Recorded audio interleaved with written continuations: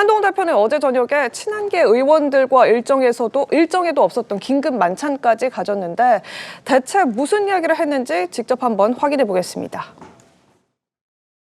대표님 오늘 식사 모집한 이유가 어떻게 되나요?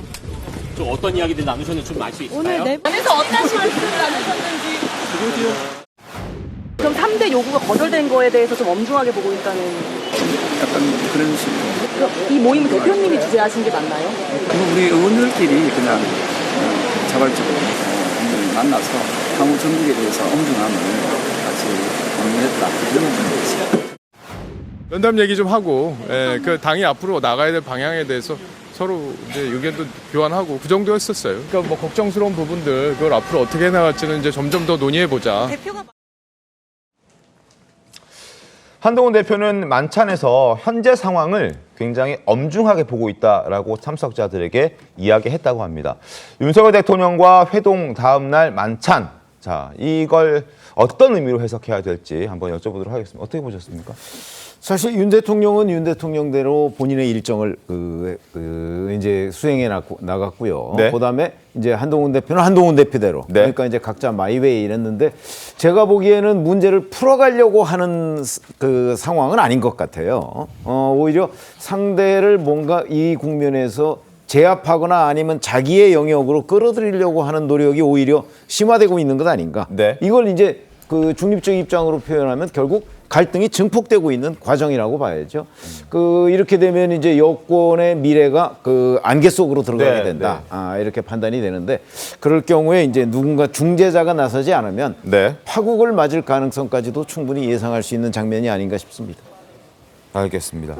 송영훈 변호사님 어떻게 좀 보셨습니까? 어제 사실 이 모임 자체가 모였다는 그 사인 하나만으로도 상당한 의미를 갖고 있다고 생각이 되고 22명이나 모였습니다.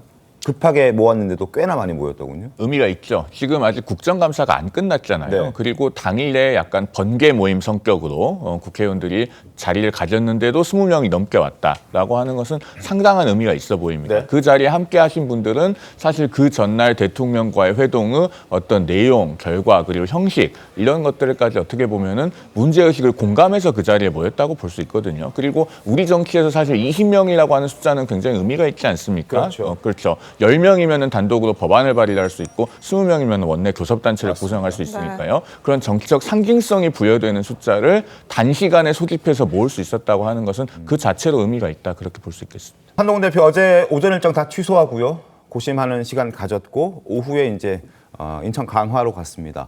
상당히 의미심장한 얘기 내놨죠. 목소리 한번 들어보고 계속 저희들과 함께 이야기 이어가겠습니다. 저는 국민의힘이라는 우리 당의 이름을 참 좋아합니다. 오직 국민만 보고 민심을 따라서 피하지 않고 문제를 해결하겠습니다. 국민의 힘이 되겠습니다. 국민께 힘이 되겠습니다. 최병 위원, 일단 어제 분위기가 나쁘지 않았다고 김정우 최고위원이 얘기를 해주는데요. 뭐 한동훈 대표 표정이 좋았다고 저희가 관측해 보기에도 네. 어제 분위기라는 건 결국 한동훈 대표를 중심으로 분열하지 말고 가자. 아마 이런 결의를 다지는 자리일 가능성이 대단히 높아요. 네. 그러니까 무슨 얘기냐면, 자 21일에 윤석열 대통령과 한동훈 대표 간의 회담이 있었죠. 그런데 거기에서 별로 뭐 이런저런 문제를 해결하려는 의지 뭐 이런 것들을 이제 한동훈 대표는 잃지 못했다 이런 거 아니겠어요? 네. 그럼 이제 그걸 응원하기 위해서 모은 자리예요. 네. 그러면 한동훈 대표의 그 생각이나 판단 뭐 이런 부분에 약간 힘을 실어주기 위한 거 아니겠어요? 네. 그래서 저는 이런 것들이 뭐 그런 모임도 좋은데 네. 저는 이제 문제를 풀어가려는 노력 쪽으로 방향을 잡았다면 그런 모임은 자제했어야 되는 거고, 그러니까 문제를 풀어가기보다는 아마 윤석열 대통령 쪽을 국민의 눈높이로 끌어오기 위해서 뭔가 압박을 가하려는 일종의 뭐 저항군 같은 성격이 더 강하다고 보거든요. 그렇게 되면 이제 대통령실에서는 또다시 그 부분에 대해서 굉장히 불쾌하겠죠. 그래서 저는 이게 문제를 양쪽 모두 해결하려는 과정이 아니고 네. 자꾸 뭔가 충돌하고 대결하려는 과정. 뭐 그게 이제 여러 가지 원인이 있을 수 있다고 보는데 네. 뭐 좀 뭐 검사 때의 기질 뭐 이런 것들을 좀 버리지 못하고 있는 것 아닌가 양쪽 모두. 왜냐하면 검사는 피의자를 조사해서 재판에 넘겨서 벌을 줘야 돼요. 그거하고 정치는 다른 거거든요. 네. 그런 부분에 대한 이해 부족 때문이 아닌가 저는 이렇게 생각을 하는데 네.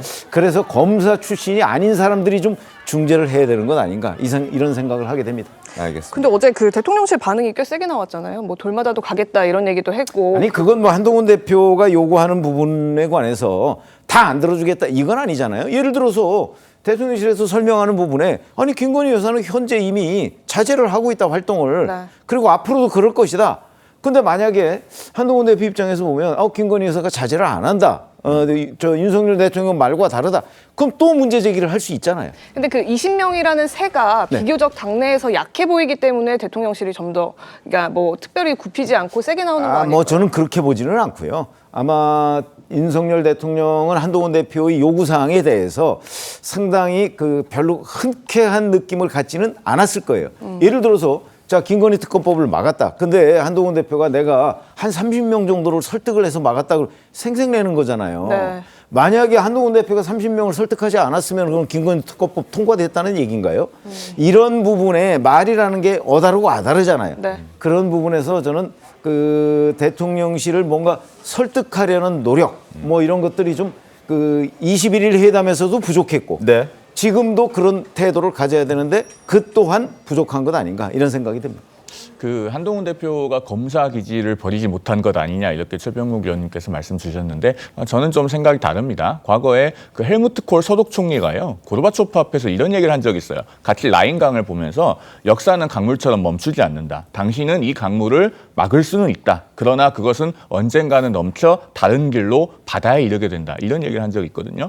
한동훈 대표가요 검사 기질을 버리지 못했으면 이 강물은 어차피 바다로 흘러갑니다. 우리 막을 수 없으니까 그냥 내버려 둬야 됩니다. 이렇게 했을 겁니다. 그런데 한동훈 대표가 지금 얘기하고 있는 건 뭐냐면 이 북을 여기다 쌓으면 안 되고 이쪽에다 쌓아야 우리가 홍수가 나지 않고 견딜 수 있습니다. 라고 하는 얘기를 하는 거예요. 네. 그러니까 제가 봤을 때는 이것은 검사 기질을 버리지 못한 것이 아니고 오히려 이제는 과거의 검사라고 하는 옷을 벗고 정치인으로 바뀌었다는 것을 보여주는 내용들을 얘기하고 있는 것이다. 저는 그렇게 봅니다. 알겠습니다.